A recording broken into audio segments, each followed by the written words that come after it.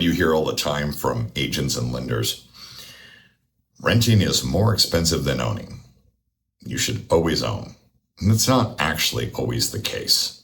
And I think any of us that are in reality nowadays understand that sometimes renting is a better choice than buying a home, especially if down payment and affordability continues to be a factor. Now, what does renting offer you? It actually offers you a lot of flexibility. Now, when people say flexibility, that really means that, let's say you enter a 12-month lease agreement, you don't like the house, you can move in 12 months. Worst case scenario, if you needed to move in less than the 12-month lease, you can very often negotiate something with the landlord and, buy yourself out and make a move. The downside is you have no stability. You don't know if the landlord's going to decide to renew your lease, if they're going to keep raising your rent. You don't know if they're going to put the home on the market and sell it and force you to move after your lease expires.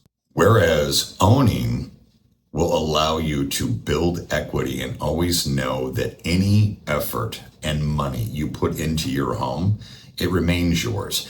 As you pay down the principal and as you build equity over time, that is something that you own. So that paint, upgrading to LED light bulbs, adding extra ceiling lights, changing out a ceiling fan, replacing toilets, really dumb stuff that almost any of us that have rented for a long period of time have done on rentals that the landlord didn't pay for. We did it for our own enjoyment.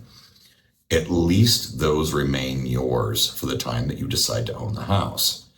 And if you look at the history books, obviously, in the long term, owning makes more sense than renting. But if your lifestyle, you don't know where you're going to be in a couple of years, and you don't know exactly what you want to do or where you want to live, maybe renting is better.